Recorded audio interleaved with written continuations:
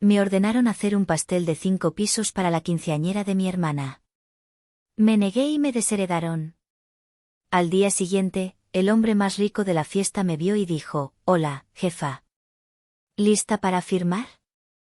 Mi nombre es Lía Cervantes, y esta historia no es sobre un pastel. Es sobre el momento preciso en que una vida entera de humillaciones silenciosas se solidificó, se endureció y se convirtió en la piedra angular de mi libertad. Todo comenzó, como solían comenzar todas mis desgracias, con una llamada de mi madre. Estaba en mi oficina, un santuario de cristal y acero en el corazón de Polanco. Sobre mi mesa de roble se extendían los planos de una boda casi imposible en una hacienda henequenera de Yucatán, un proyecto que involucraba la construcción de un puente temporal sobre un cenote. Fue entonces cuando el nombre, mamá, iluminó la pantalla de mi teléfono, y un nudo frío, un viejo conocido, se instaló en mi estómago. Llevaba 32 años sintiendo ese mismo nudo. Respondí con un profesionalismo ensayado, el mismo que usaba con clientes difíciles. «Hola. Lía, ya decidí», dijo su voz, sin la formalidad de un saludo. No era el tono de una madre, sino el de una reina emitiendo un decreto a un súbdito insignificante. «Harás el pastel para los 15 de abril». Un silencio pesado, cargado de historia, llenó la línea.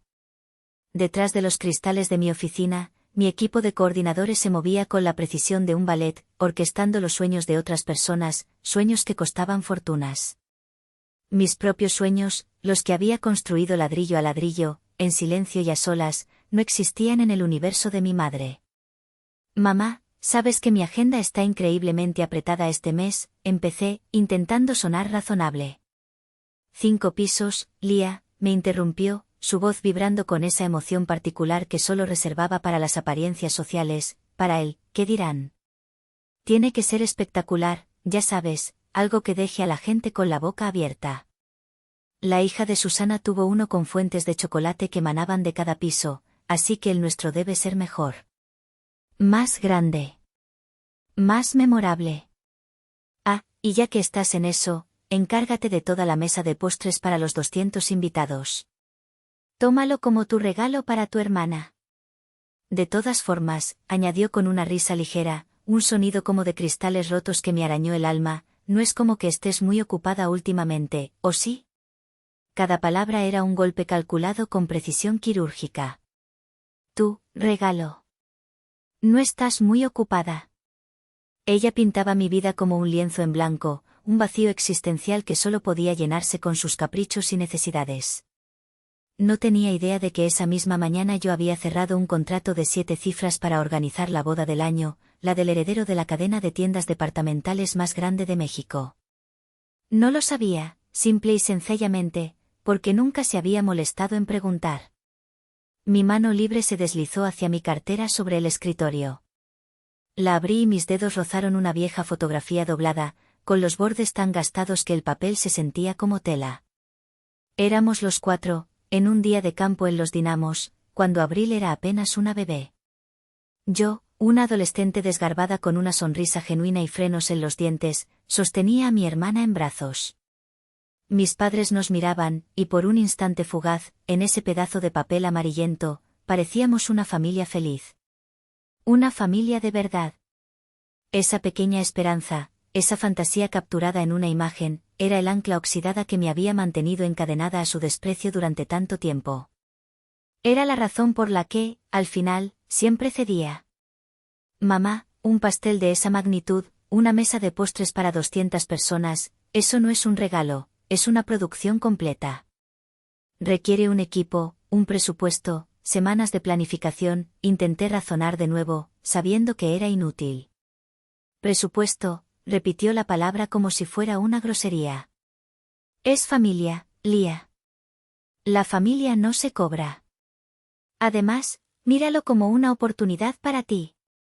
Para que muestres tu pasatiempo».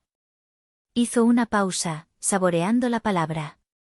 «Quién sabe, a lo mejor alguna de mis amigas te contrata para el bautizo de sus nietos. Deberías agradecérmelo, te estoy dando exposición». «Mi pasatiempo». Así llamaba ella, en sueño nupcial, la empresa que había fundado desde la nada, que ahora facturaba millones al año y era la referencia de lujo en la industria de eventos del país. Sentí la sangre subir a mis mejillas, una mezcla de ira y una vergüenza profunda y antigua. La vergüenza de que, a mis 32 años, con todo lo que había logrado, su opinión todavía pudiera hacerme sentir como una niña inútil.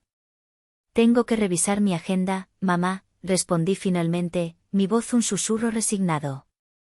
Era la misma frase que había usado durante años, una bandera blanca verbal, una forma de posponer la inevitable rendición.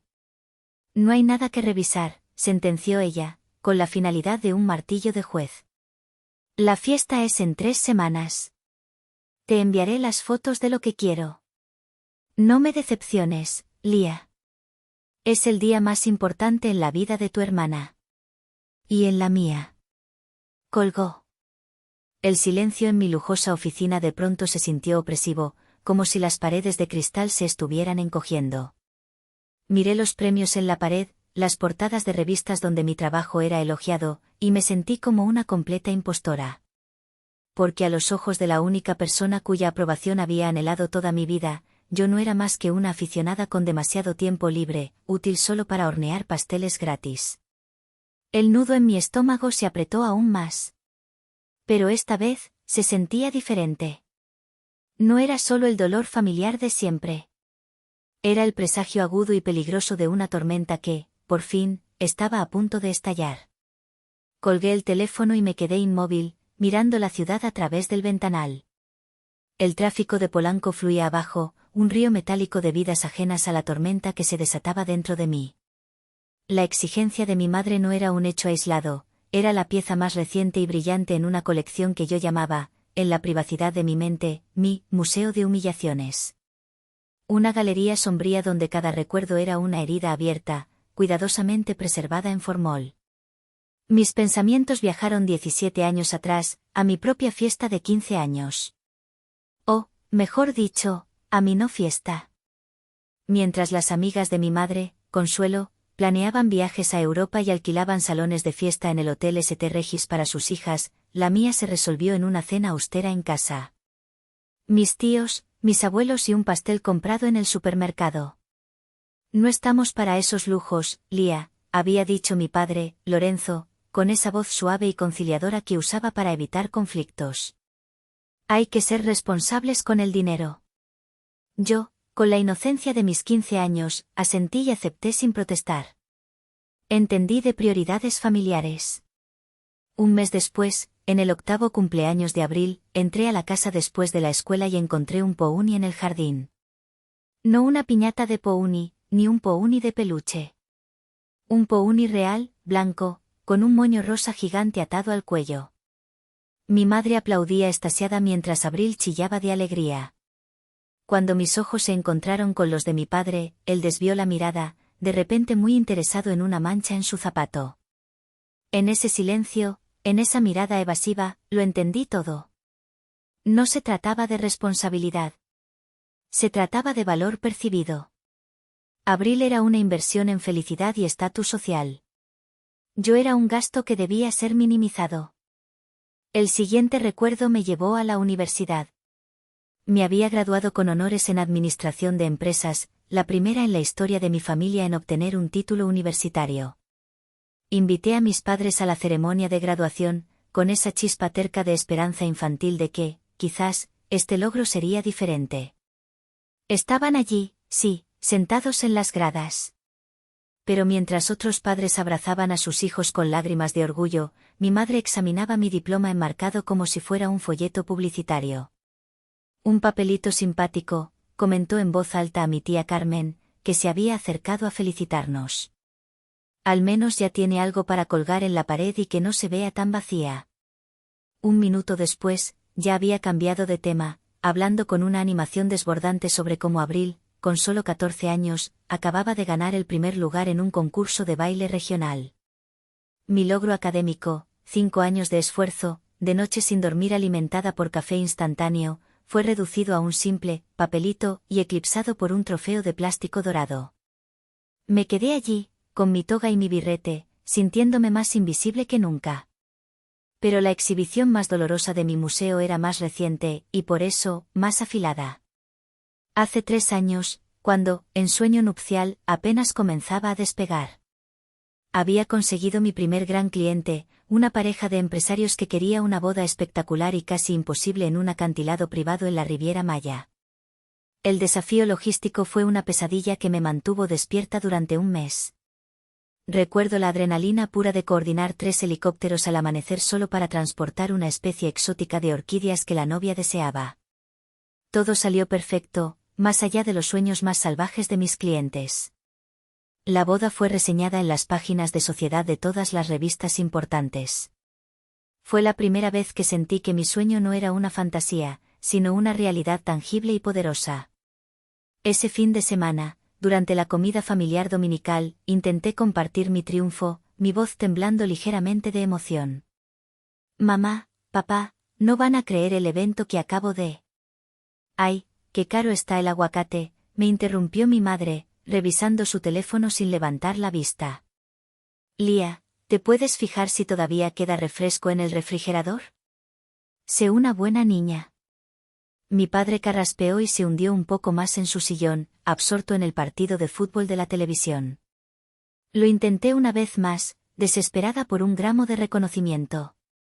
Pero es que fue increíble, mamá, tuvimos que usar helicópteros para las flores y... Ella finalmente levantó la vista, y su expresión era de un aburrimiento tan profundo que me dolió físicamente. ¡Qué bien, mija! Oye, hablando de cosas que vuelan, ¿viste las fotos que subió Abril de su viaje a Cancún con sus amigas? Salió divina. Esa niña sí que sabe vivir la vida, no encerrada trabajando como tú. Y eso fue todo. Mi hazaña profesional, la prueba de mi visión y mi tenacidad, fue aniquilada por el precio del aguacate y unas fotos de Instagram. Me levanté y fui por el refresco, sintiendo como mis hombros se encorvaban bajo el peso de una invisibilidad que era casi física, una capa pesada que me habían puesto desde niña. De vuelta en mi oficina, la vista de la ciudad se volvió borrosa. No era solo un pastel. Nunca lo fue. Era mi no fiesta de 15, mi papelito de graduación, mis helicópteros, mi existencia entera. Era el recordatorio constante de que, en la narrativa que mi familia había escrito, yo era un personaje secundario, un extra sin diálogo cuya única función era asegurarse de que las estrellas, mi madre y Abril, siempre brillaran más. La llamada de hoy no había sido una petición, había sido una reafirmación de mi lugar en su mundo. Y mientras miraba mi reflejo en el cristal, vi a una mujer que dirigía un imperio de sueños para otros, pero que había permitido que su propio sueño de ser valorada se convirtiera en una pesadilla silenciosa y sin fin. El zumbido agudo del intercomunicador me sacó de mi trance. Era la voz nítida y perfectamente modulada de mi asistente, Gala. Señorita Cervantes, el señor de la Torre está en la línea 2. Quiere confirmar el depósito para el arreglo floral aéreo de la boda de su hija. Gracias, Gala. Pásamelo, respondí, y mi voz, como un instrumento bien afinado, recuperó la autoridad y la calidez que había perdido durante la llamada con mi madre. Mientras hablaba con el cliente, un industrial regiomontano que no pestañeaba al gastar el equivalente a un apartamento de lujo en Flores, mis ojos recorrieron mi oficina. Era mi santuario, mi fortaleza de soledad. Un espacio amplio, minimalista, bañado en luz natural, con muebles de diseño mexicano contemporáneo y una sola pared de cristal que ofrecía una vista panorámica del castillo de Chapultepec. En la pared opuesta, enmarcados con una elegancia sobria, no había diplomas familiares ni fotos de vacaciones, sino portadas de las revistas Vogue Novias, Quién y Caras, todas presentando bodas orquestadas por Ensueño Nupcial.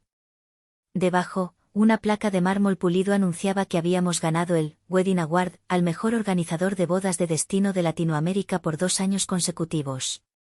Esto no era un pasatiempo. Era un imperio.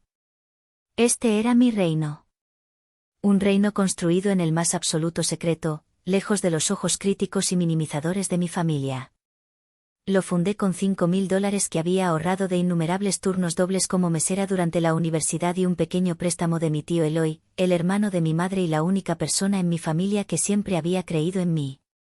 Elegí el nombre Ensueño Nupcial deliberadamente, evitando mi propio apellido.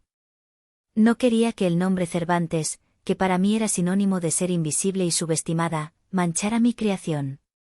Quería que mi trabajo hablara por sí mismo. Colgué la llamada y Gala entró con una tablet. Tenía esa eficiencia tranquila que tanto valoraba. Lía, aquí están los avances del contrato Ríos. Su equipo legal acaba de enviar las últimas revisiones. Y don Fermín tiene una nota personal para ti. El contrato Ríos. Era la culminación de 5 años de trabajo incansable. Don Fermín Ríos era una leyenda, un titán de la industria hotelera. Era el dueño de la cadena de resorts de ultralujo, Sol Imperial. Era un hombre hecho a sí mismo, famoso por su aversión a los juniors, herederos y su ojo infalible para detectar el talento auténtico y el trabajo duro. Se decía que una vez despidió a un ejecutivo por usar mocasines sin calcetines en una reunión. Durante meses, habíamos estado en una competencia feroz con las 2 agencias de eventos más grandes del país para conseguir la exclusividad de todas las bodas y eventos en sus propiedades. Un contrato de 10 millones de pesos anuales. No era solo dinero, era el sello de aprobación definitivo, el reconocimiento que me catapultaría de ser una empresaria exitosa a ser una fuerza dominante en la industria. ¿Qué dice la nota?, pregunté, mi curiosidad picada. Gala me mostró la pantalla. Era un mensaje corto, escrito por el propio don Fermín. Señorita Cervantes, he leído su propuesta 3 veces. Es audaz, meticulosa y brillante. Me recuerda a mis propios inicios. Espero conocerla en persona y sellar este trato. Como siempre he dicho, el éxito que no se suda, no es éxito, es un préstamo de la suerte. Esa frase me golpeó. El éxito que no se suda.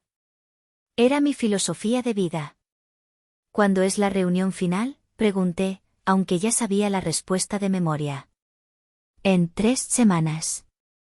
El sábado, a las 10 de la mañana, en el Hotel Insignia de San Miguel de Allende, confirmó Gala. Don Fermín solicitó tu presencia personalmente.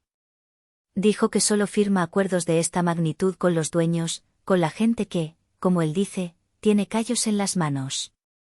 El sábado. Un día después de la fiesta de 15 años de abril. El destino, con su sentido del humor retorcido y cruel, había decidido entrelazar el momento de mi mayor humillación potencial con el de mi mayor triunfo profesional. La ironía era tan espesa que casi podía saborearla. Mi madre me quería cubierta de harina y azúcar glass, sirviendo a sus amigas, mientras el hombre más importante de la industria me esperaba para sellar un acuerdo que cambiaría mi vida. Perfecto, dije, mi voz sonando más segura de lo que me sentía. Confirma mi asistencia y reserva mi vuelo y hotel. Saldré el viernes por la tarde. Gala asintió y se retiró. Sola de nuevo, me acerqué a la pared de los premios. Pasé los dedos por mi nombre grabado en el metal frío de una de las placas. Lía Cervantes, fundadora y directora general. Aquí, en este espacio, yo no era la hija fracasada, la hermana invisible, la repostera aficionada. Aquí, yo era la jefa. Era la arquitecta de momentos inolvidables, la estratega que transformaba la logística en magia pura.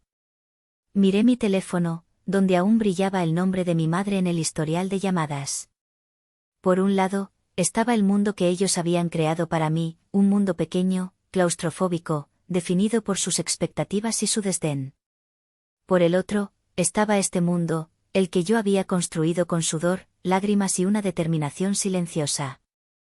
Durante años, había intentado vivir en ambos, encogiéndome para caber en su caja mientras me expandía en secreto fuera de ella. Pero la llamada de hoy había dejado algo dolorosamente claro, los 2 mundos estaban a punto de colisionar.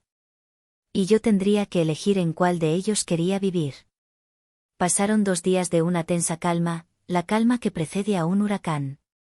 No respondí los mensajes de mi madre, que consistían en un bombardeo de fotos de pasteles absurdamente elaborados sacadas de Pinterest, cada una acompañada de un así lo quiero. Me sumergí en el trabajo como un buzo en las profundidades del océano, usando la planificación de una boda en Los Cabos como un escudo contra el drama familiar que se avecinaba. Pero sabía que solo estaba posponiendo lo inevitable, conteniendo la respiración antes de tener que salir a la superficie. La llamada llegó el miércoles por la noche. estaba en casa, en mi apartamento con vista al Parque Lincoln, un espacio que era mi refugio personal, un lugar que mis padres nunca habían visitado.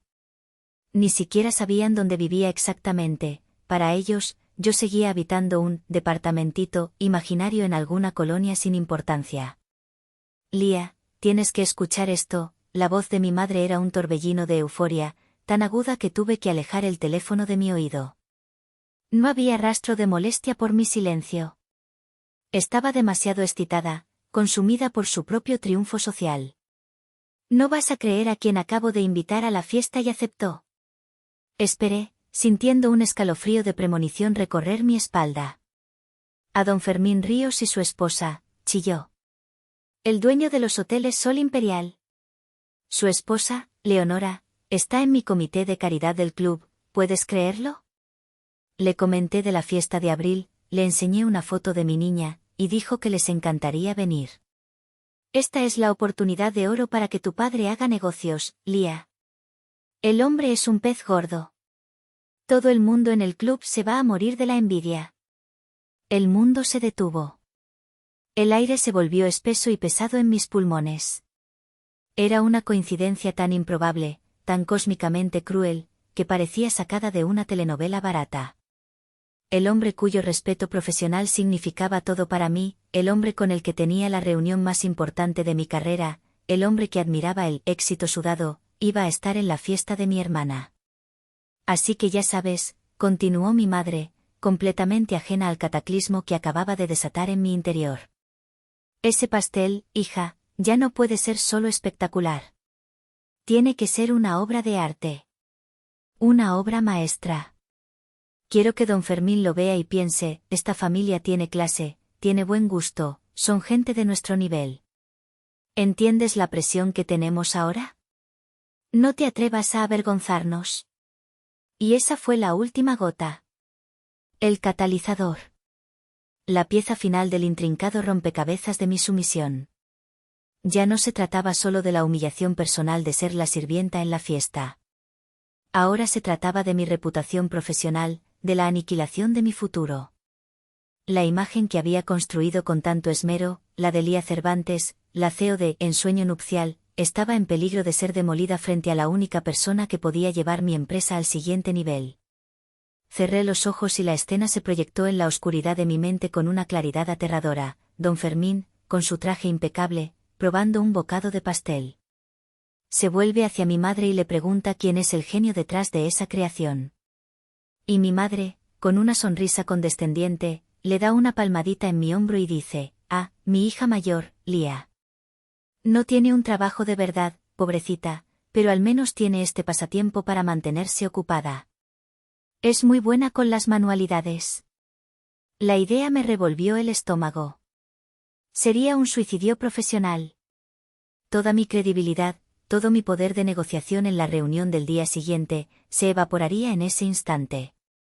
Me convertiría en una broma, en la hijita repostera del hombre al que intentaba venderle un contrato de 10 millones de pesos. En ese momento, algo dentro de mí, algo que había estado dormido durante décadas bajo capas de resignación y anhelo, finalmente despertó. Era una rabia fría, pura y lúcida. La rabia de darme cuenta de que, al intentar apaciguarlos, al intentar ganarme su amor a través de la obediencia, les había dado el poder de destruirme. La pequeña fotografía en mi cartera ya no representaba una esperanza, representaba una mentira. La mentira de que podía ser dos personas a la vez, la hija obediente y la empresaria exitosa. El ancla oxidada que me había mantenido atada a ellos durante tanto tiempo finalmente se rompió. Y mientras flotaba en la superficie, respirando por primera vez un aire libre de sus expectativas, supe exactamente lo que tenía que hacer. Ya no se trataba de sobrevivir a su toxicidad. Se trataba de vencerla. Una calma gélida, casi antinatural, me invadió. Era la calma que precede a una batalla decisiva, cuando el miedo se ha agotado y solo queda la claridad de la estrategia. Sabía que no podía enfrentarme a mi madre en su propio terreno, un campo de batalla minado de chantaje emocional, gritos y victimismo. Necesitaba un aliado, no para luchar por mí, sino para recordarme por quién estaba luchando, por mí misma. Marqué el número de mi tío Eloy. Él era el hermano menor de mi madre, pero eran como el día y la noche, el agua y el aceite. Eloy era dueño de un exitoso y ruidoso restaurante en la colonia Condesa, un hombre de delantal manchado de mole y sonrisa fácil que creía en el trabajo duro y en la bondad sin complicaciones. Contestó al segundo tono, con el sonido de platos y risas de fondo. Mija, qué milagro, dijo su voz cálida. No me anduve con rodeos. Se lo conté todo en menos de 5 minutos, el pastel, la fiesta, la llamada de mi madre y la aparición cósmica de don Fermín Ríos en la lista de invitados. No me quejé, no lloré. Se lo expuse como si fuera un problema logístico de un cliente, con la voz desprovista de emoción. Hubo un largo silencio al otro lado de la línea. Pude oírlo dar una orden a un mesero. Lía, dijo finalmente, su voz perdiendo toda su jovialidad y volviéndose seria. ¿Recuerdas lo que te dije cuando viniste a pedirme ese dinero para empezar tu negocio, con tus ojitos llenos de miedo y de sueños? ¿Que confiabas en mí?, respondí en voz baja. No, eso también, pero no fue lo más importante. Te dije que estabas construyendo tu propia mesa, para que no tuvieras que volver a mendigar un asiento en una donde no te respetan, corrigió suavemente. Parece que tu madre no solo quiere que no te sientes, sino que también sirvas la comida y laves los platos. Mija, ya es hora de que dejes de visitar esa mesa. Ya es hora de que te elijas a ti. Sus palabras fueron el permiso que no sabía que necesitaba, la validación de la única figura familiar que me veía de verdad. Colgué sintiéndome más fuerte, más centrada. Su bendición era todo el combustible que mi motor necesitaba para la confrontación final. Respiré hondo, conté hasta 3 y marqué el número de mi madre. Contestó al instante, su voz impaciente, esperando sin duda mi capitulación total. ¿Ya viste las fotos que te mandé? Quiero el que tiene las cascadas de azúcar comestible. Y asegúrate de que el bizcocho sea de almendras, a Leonora Ríos le encanta. Mamá, dije, y mi voz sonó firme, desprovista de la vacilación que la había caracterizado durante 32 años. Escúchame con atención. Lo lamento, pero no haré el pastel. Silencio. Un silencio tan denso y cargado que podía sentir la incredulidad viajando a través de la línea, como una onda de choque. ¿Qué, dijiste?, siseó, la amabilidad evaporándose como agua en un comal caliente. Dije que no lo haré. Tengo un compromiso de negocios inamovible ese fin de semana. Es absolutamente imposible. La explosión fue inmediata, volcánica. ¿Compromiso de negocios? ¿Qué negocio puedes tener tú, mentirosa?, gritó, su voz distorsionada por una furia que parecía venir de las profundidades de su ser. Eres una fracasada envidiosa. No soportas que tu hermana tenga un día perfecto. Eso es lo que pasa. Siempre queriendo arruinarle todo. Dejé que los insultos me resbalaran como el agua sobre un impermeable. Ya no me herían. Eran solo ruido, la estática de una relación rota. Esto no tiene nada que ver con Abril, respondí con la misma calma helada. Esto tiene que ver conmigo y con mi carrera. Tú no tienes una carrera, aulló. Tienes un pasatiempo ridículo para no sentirte tan sola. Nosotros te dimos todo, un techo, comida. Y así nos pagas, con esta traición. Si no haces ese pastel, para mí estás muerta. ¿Me oyes? No eres mi hija. Era la amenaza final, el arma nuclear de su arsenal emocional, la que siempre me había hecho retroceder, temblando, hacia mi trinchera de obediencia. Pero esta vez, las palabras no tenían poder. Porque ya me había sentido muerta para ella durante años. La diferencia era que ahora, yo estaba eligiendo la vida. Mi vida. Mi respuesta fue de una sola palabra, pronunciada con una finalidad aterradora, como el clic de una puerta de bóveda cerrándose para siempre. Entendido. Y colgué. No bloqueé su número. No apagué el teléfono. Simplemente lo dejé sobre la mesa de centro de mi sala, observando cómo la pantalla se iluminaba una y otra vez con sus llamadas, como los últimos espasmos de un poder que acababa de morir. La avalancha comenzó de inmediato, tal como esperaba. Mi teléfono vibraba sobre la mesa de caoba con una furia incesante, un pequeño sismógrafo registrando la magnitud del terremoto que yo había provocado.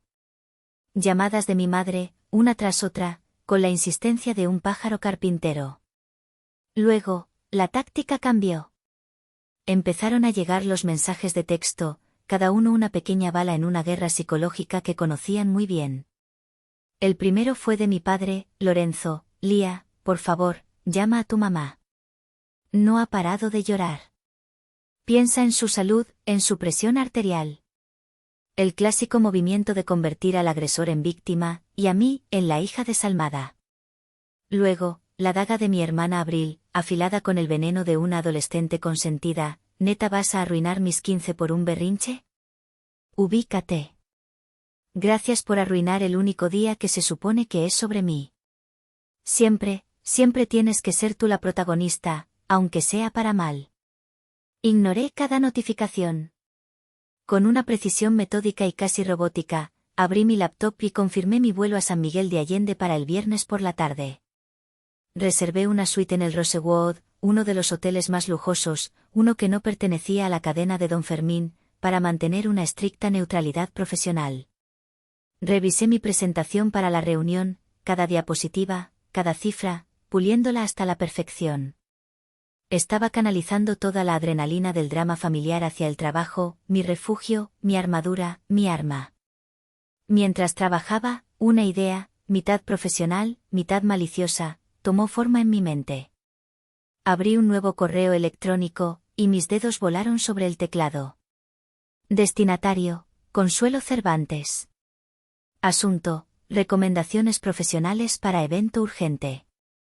El cuerpo del correo era breve, impersonal y cortés, redactado en el mismo tono que usaría con un cliente difícil que ha hecho una petición imposible. Estimada Consuelo, escribí, usando su nombre de pila por primera vez en mi vida adulta. La distancia era intencional. Entiendo que te encuentras en la necesidad de contratar servicios de repostería de alta gama para un evento inminente. Como profesional de la industria, me permito sugerirte 3 de los mejores proveedores en la Ciudad de México que podrían manejar un pedido de emergencia, sujeto a su disponibilidad.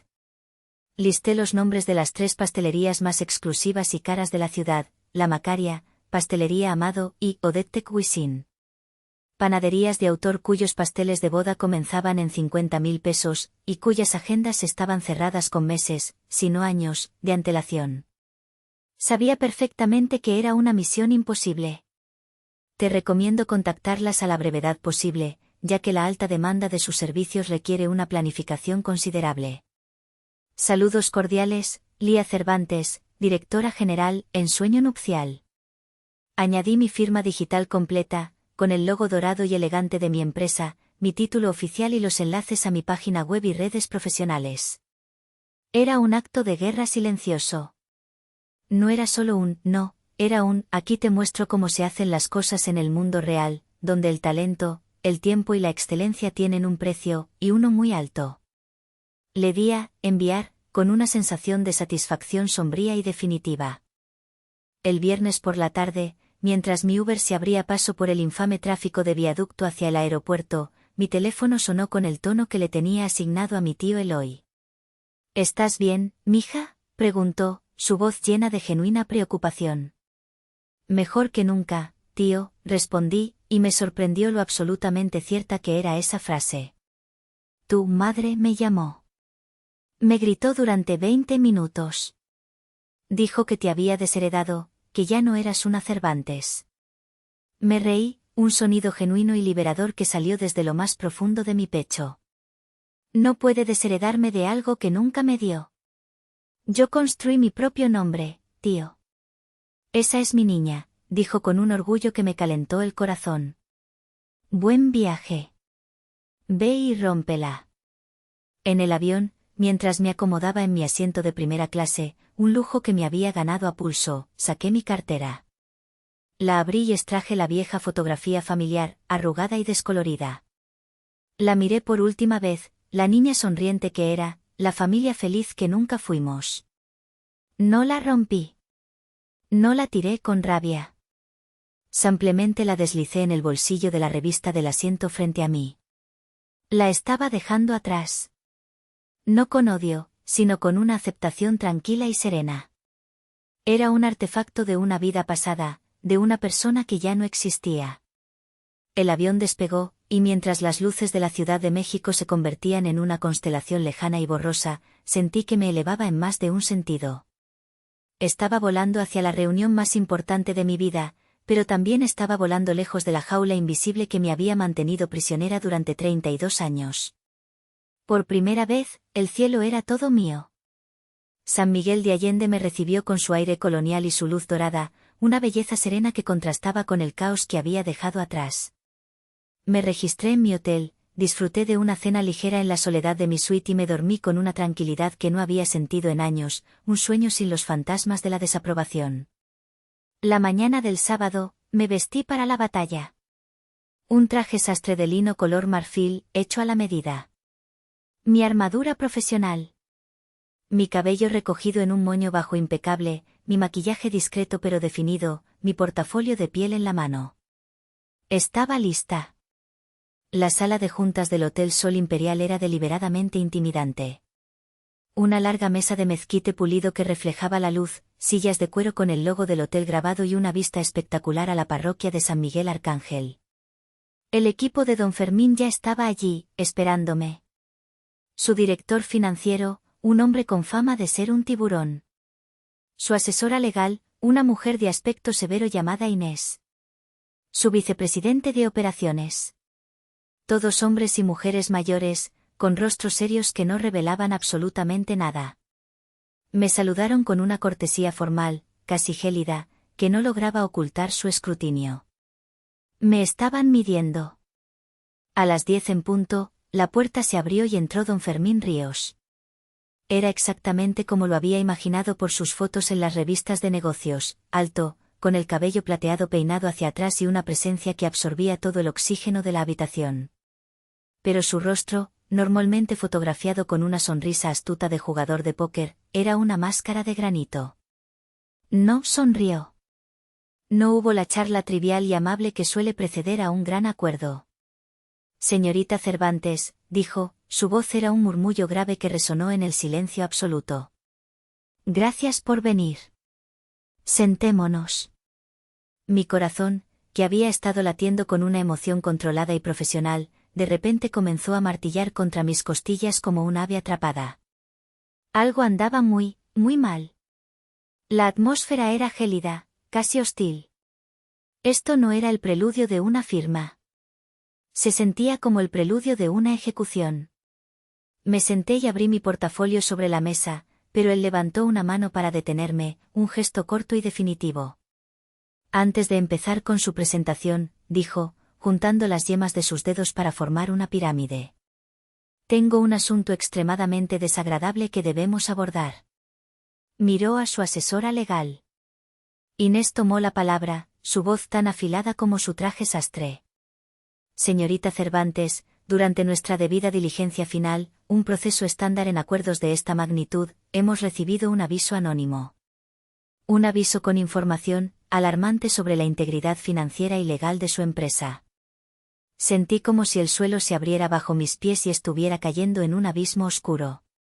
¿Un aviso anónimo? ¿Sobre qué? No entiendo, logré decir, y mi propia voz sonó extrañamente lejana, como si viniera de otra habitación. Don Fermín me miró directamente, y sus ojos oscuros eran como dos pozos sin fondo. El aviso, señorita Cervantes, fue enviado por correo electrónico a mi asistente personal anoche, a las 11:37 de la noche. Alega que su empresa, Ensueño Nupcial, opera a través de una red de empresas fantasma para evadir impuestos.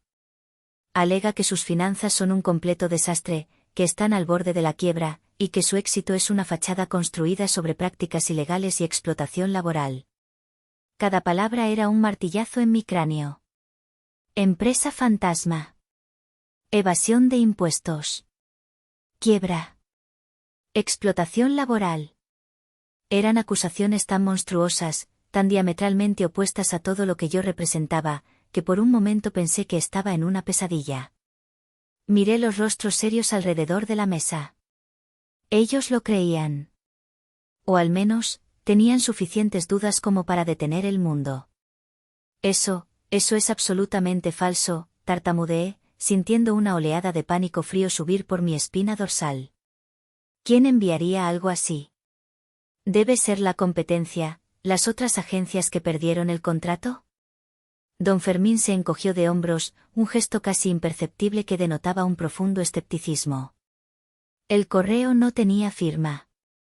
Pero contenía detalles específicos sobre un supuesto préstamo inicial que usted nunca declaró a las autoridades fiscales, y mencionaba los nombres de 2 de sus proveedores clave, insinuando que son parte del esquema fraudulento.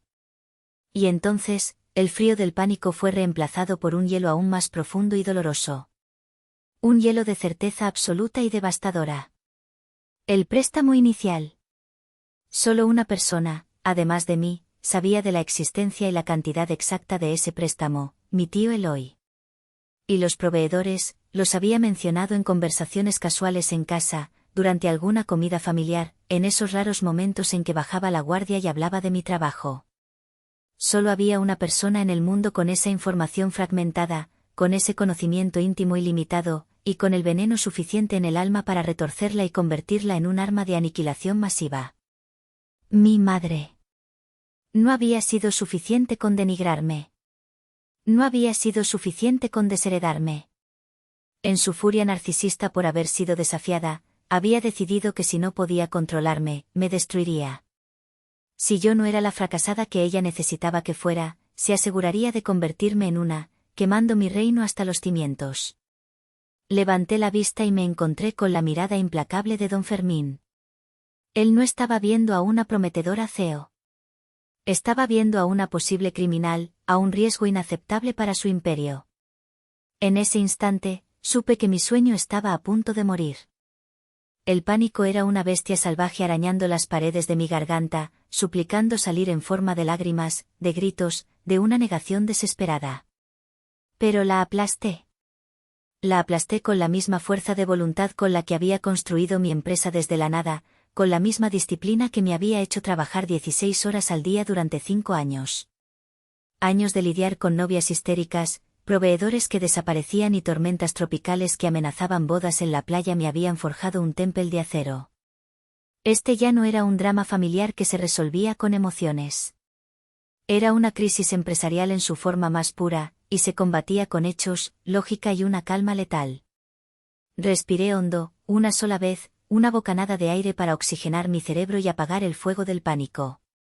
Me erguí en mi silla, sintiendo como mi columna se enderezaba. Mi lenguaje corporal cambió en un instante de defensivo a dominante. Miré a cada persona en esa sala, uno por uno, haciendo contacto visual directo, sin parpadear. Señores, dije, y mi voz, para mi propio alivio, sonó firme y clara, sin un atisbo de temblor. Tenía el timbre de una CEO, no de una víctima. Lo que han recibido no es un aviso. Es una calumnia. Un ataque personal, cobarde y malicioso, diseñado con el único propósito de sabotear este acuerdo. Y es tan amateur en su ejecución como vil en su intención.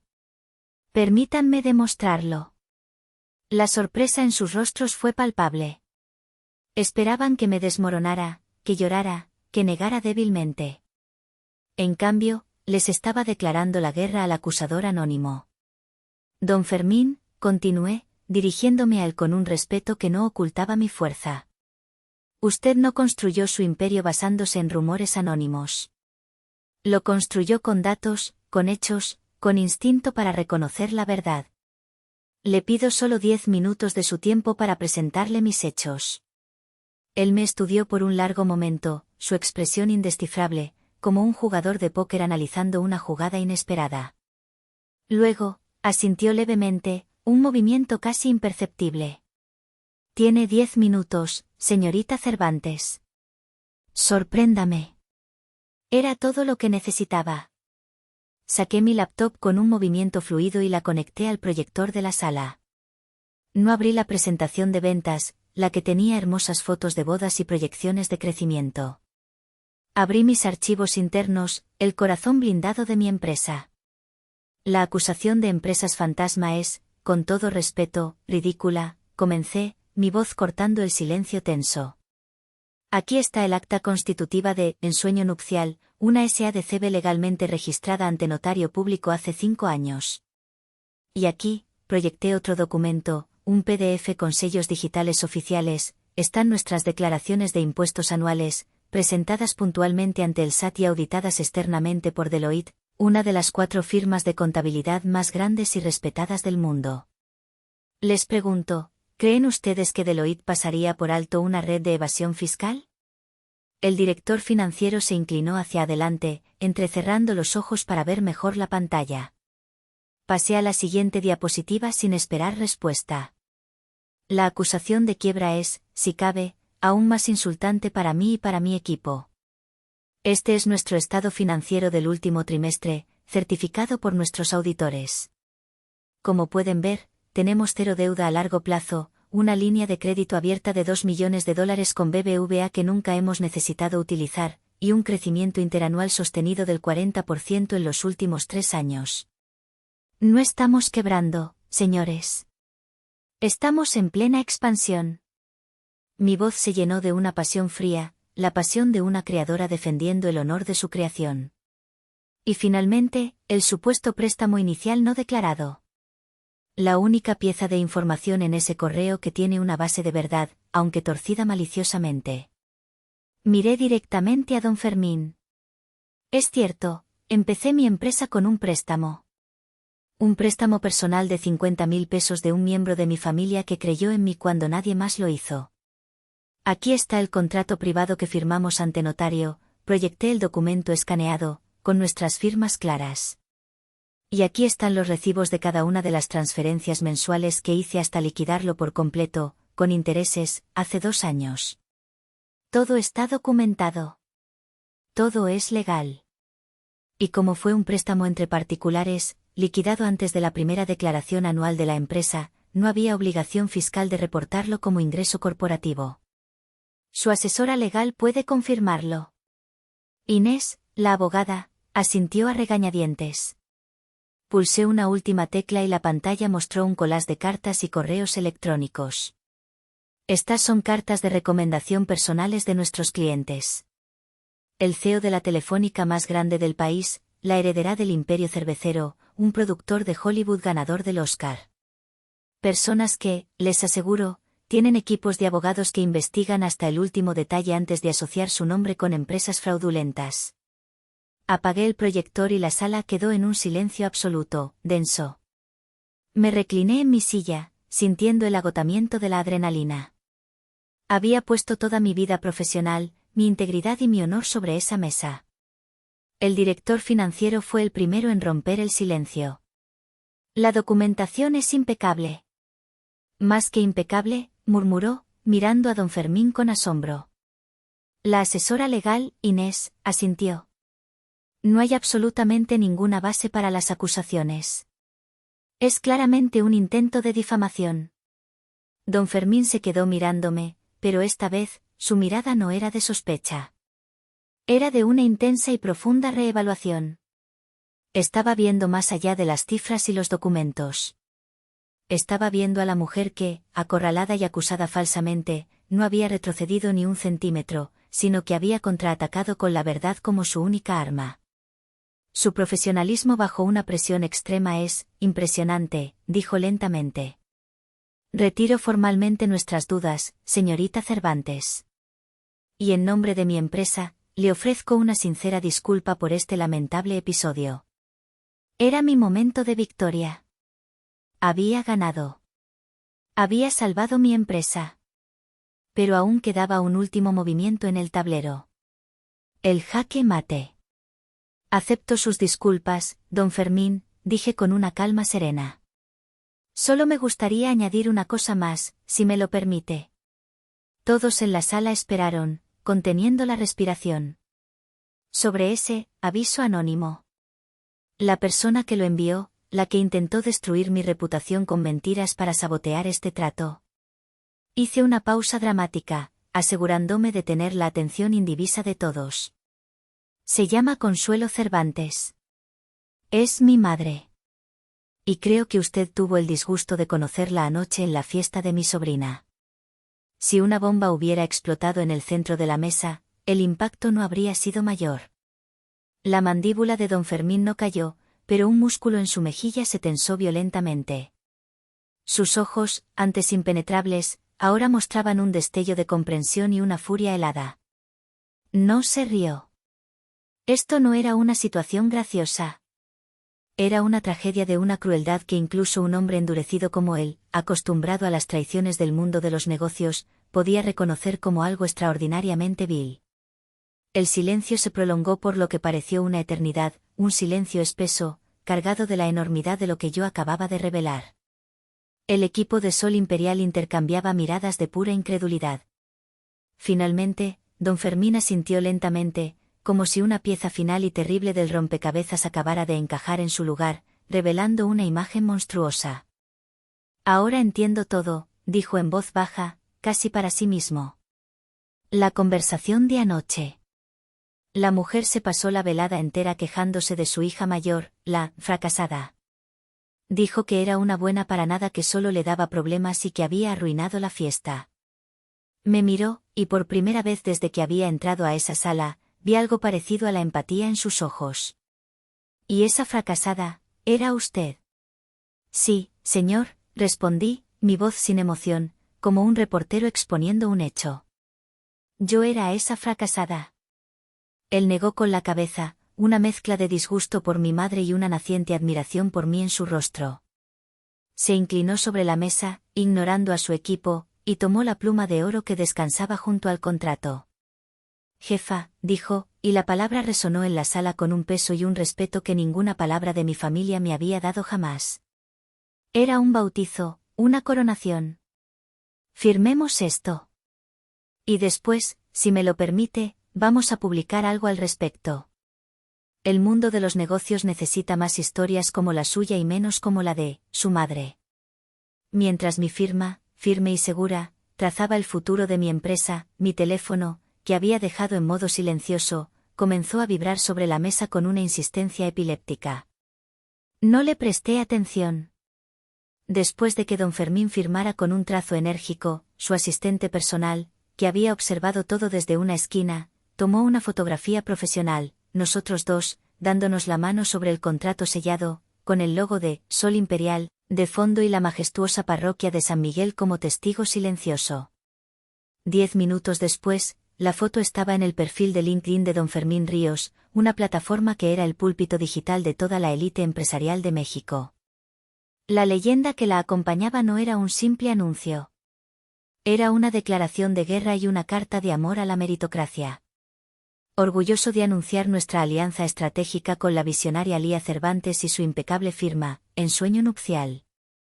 En un mundo lleno de apariencias y falsos profetas, es un honor y un privilegio asociarse con una verdadera, self-made woman, que demuestra día a día que la integridad, el talento y una resiliencia a prueba de balas son el único capital que realmente importa. Bienvenida a la familia de Sol Imperial, jefa. El impacto fue nuclear e instantáneo. Mi teléfono pasó de vibrar a tener una convulsión. Lo tomé y vi la pantalla de bloqueo. 37 llamadas perdidas. 22 de mi madre. 10 de mi padre. 5 de abril. Y una cascada de mensajes de texto que contaban la historia de la implosión en tiempo real. Lorenzo, Lía, el socio de Fermín Ríos acaba de llamarme para cancelar nuestra reunión de golf. Dijo que no se asocia con gente de esa calaña. ¿Qué demonios has hecho? Abril, mamá no para de llorar y gritar tu nombre, ¿esto es una broma o qué? ¿Qué es ensueño nupcial? La gente en la escuela me está mandando la foto. Y luego, el de mi madre.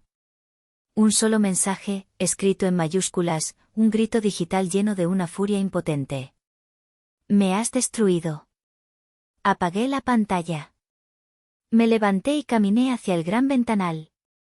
San Miguel de Allende se extendía bajo el sol de la mañana, hermoso, antiguo e indiferente.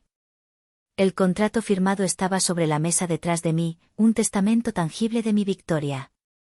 Había sobrevivido. Había ganado. Pero no sentía el júbilo embriagador que había esperado. Sentía un vacío inmenso, el espacio que antes ocupaba la esperanza infantil de ser amada por ellos. Y en ese vacío, una paz extraña y profunda comenzó a florecer. No era la paz de la venganza. Era la paz de la aceptación. La aceptación de que había luchado por el amor de personas incapaces de darlo. La aceptación de que mi valor no dependía de su reconocimiento, sino de mi propia resiliencia. Mi teléfono comenzó a vibrar de nuevo. Esta vez, era mi tío Eloy. Respondí. Lo vi, mija. Lo vi en LinkedIn, dijo, su voz ahogada por la emoción. Estoy en mi restaurante, y te juro que si pudiera, me subiría a una mesa a gritar. Estoy tan orgulloso de ti que no me cabe en el pecho. Una lágrima solitaria, caliente y pesada, finalmente rodó por mi mejilla. No era una lágrima de tristeza. Era de gratitud. Gracias, tío. Gracias por todo. Colgué y me quedé mirando la ciudad. Pensé en el rostro de mi madre, desfigurado por la rabia al darse cuenta de que el arma que había forjado para destruirme se había convertido en el pedestal de mi mayor triunfo. Pensé en mi padre, enfrentado finalmente a las consecuencias de su cobardía. Y pensé en Abril, cuya fiesta perfecta había sido el catalizador de la implosión de nuestra familia. Y mientras el sol calentaba mi rostro, me hice una pregunta, y se la hice también al universo, a cualquiera que estuviera escuchando mi historia. ¿Hice lo correcto, o mi venganza fue demasiado cruel?